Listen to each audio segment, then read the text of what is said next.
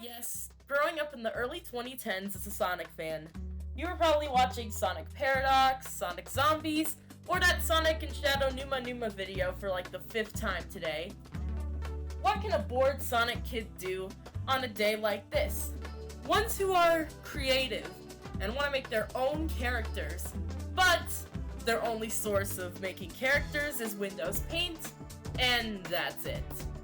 Yeah, back in the day, people didn't really have the means to draw their own Sonic OCs, especially kids like me.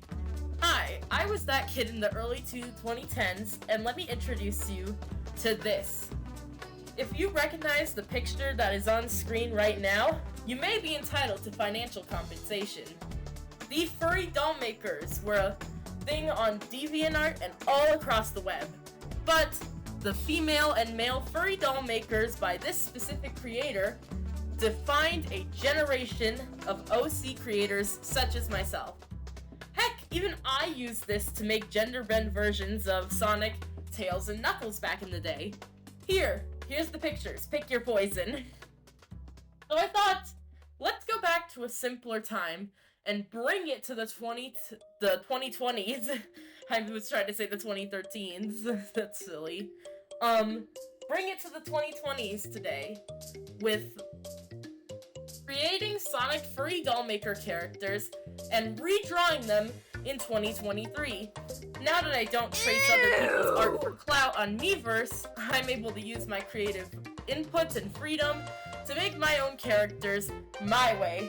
So, let's get this started, everybody. So, the first step was to make these characters. Sorry if the footage is a little bit blurry for making the characters themselves, but, I decided not to full screen the footage like a dumbass, so this is the best thing you're gonna get. If I make another video like this, I swear I'm gonna do better about capturing the recording footage of making the character in the Dollmaker. But, for now, this is what I was doing. I decided to make a character that I didn't have on my account. And even though I have bears, I don't have koalas. And I do not know why, because I love koalas. They're one of my favorite bear animals other than, pandas. But, yeah, I thought Koala Girl would be very, very cute to add to my roster of, growing Pokemon-sized characters here. I have over 200 on my toy house. Do you know that? That's not even including some side characters from, Just My Luck or other mini-movies. But yeah, I decided to give her a princessy type outfit once I saw this red skirt and thought, you know what? This kind of fits, so I'm gonna put it back and, make her an elegant, regal princess. But then I realized that's a little bit similar to Cinder, my anti-version of Blaze, so when I go to draw her, I change a few things about her design. So you'll see what I do, and I'll explain why when it happens, but, yeah. I don't have a lot else to say about her. The footage is over, because, well, I didn't think I need to change anything else, and let's move on to the male.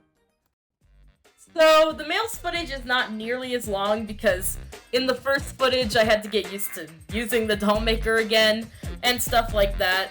But now that I was with the male, I started doing a lot better with choosing my options and getting used to the mouse again because I literally haven't played this game since I was 11 or 10 years old? I don't even know, man.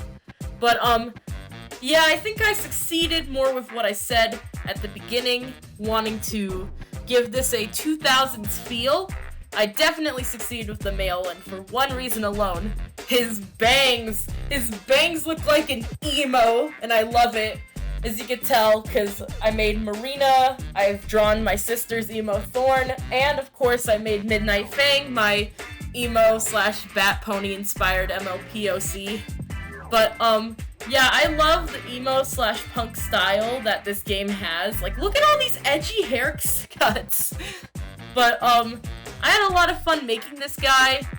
He took not nearly as long because I didn't want to put a lot of clothes on him, because a lot of OCs back in the day that were male, had a scarf or a cut on the eye to look all edgy and bad boy, woo! You wanna simp for me yet? I'm just kidding. But, yeah, I gave him the rugged pants, the belt on the waist. I decided to give him a different belt, but then put the original belt back, and stuff like that. But yeah, I had a lot of fun making him, and let's get into the drawing process, because it was a lot of fun, too. Okay, so drawing process time. I found a pose that I thought would look good for them, and decided to put my own spin on things by adding the legs and then giving up on the shoes, as per usual. But I decided to make the cat more timid and shy, so he's leaning over and letting the koala pet his ear, or like pet his head, like scratch his little head. That's what I was making happen here. I don't really do poses that involve the back a lot because I tend to mess up on that, but this time it actually came out pretty good. Looks like he's leaning over to look at the koala and give like a little embarrassed face. I decided to narrow the eyes for the cat because, you know, he's embarrassed, but also I never narrow the eyes on my characters except for when they look bored. But narrower eyes are like on Blaze, Infinite, and other more serious and stoic characters. And then I gave the koala more round eyes and had to copy the ear from someone's OC because I never draw them. I also had to look up if koalas had tails because I accidentally gave the one on the Dollmaker a tail when koalas do not have a tail in real life. Well, oops. Drawing this girl's bangs was a goddamn nightmare at first, but once I got them, they were decent. Her hair was a lot better though. So, after that, I just started sketching in the details, like the fluff on her ears, and like, the slit in her dress, and stuff like that. I always start with one character and then move on to the other, so I was doing everything with Koala Girl first, because I thought her design would be more complicated, and I was right, because making this, I think it's called a sarari? I'm sorry for anyone who knows what the actual outfit I gave her is called, but it's a Middle Eastern, like, fancy dress. That's all you gotta know. Next, I decided on the species of this cat guy, because when I made him, I just thought, meow meow, but he's a black panther, and I gave him scruffy hair and scruffy clothes, because I imagined him being, like, a bad boy, grr, like I said, simp for me.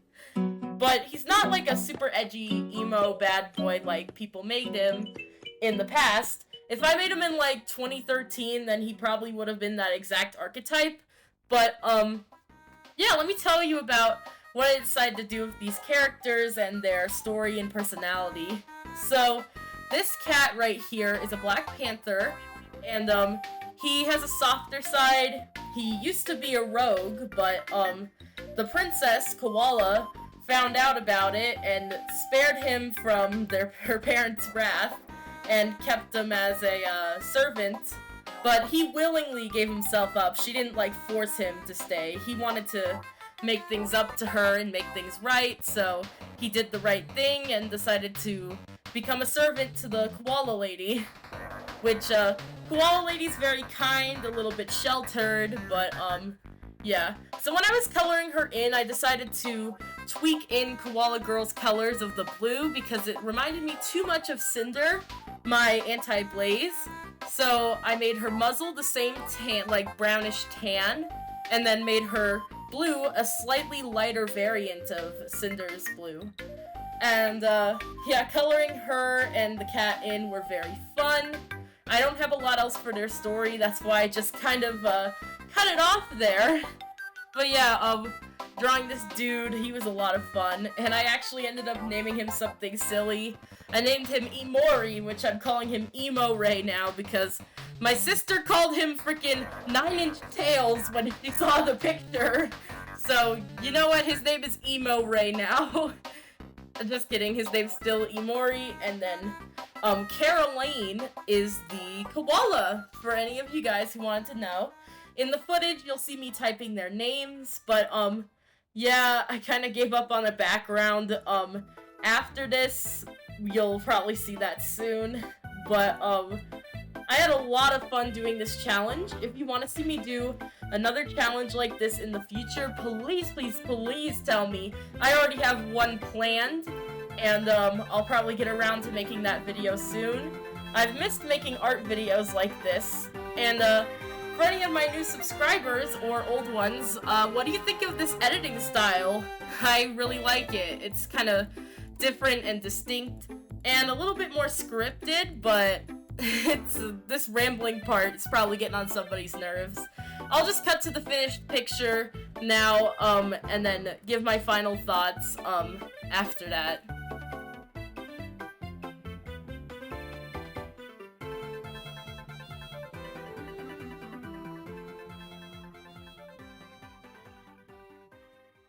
Hey, you made it to the end of the video. Thanks for watching. I decided to try something a little bit different with this video, and made a little border, kind of a cute effect, and decided to, you know, do my unscripted commentary for the drawing, but then for the, first portion of the video, I tried scripted content. I hope you guys like that little gateway intro at first, because I put a lot of effort into it. Same with this whole video. I wanted to try something a little different, and doing an OC challenge that's not in Gacha Club was a lot of fun, and I think I'm gonna do more of these, whether it be generated, like AI generated fixing OCs, or playing old games from my past, stuff like that. I'm gonna try new stuff like that. Like, how many times can I say like that, bro? But yeah, I hope you get the idea. Thanks for watching this video, and I'll see you guys around.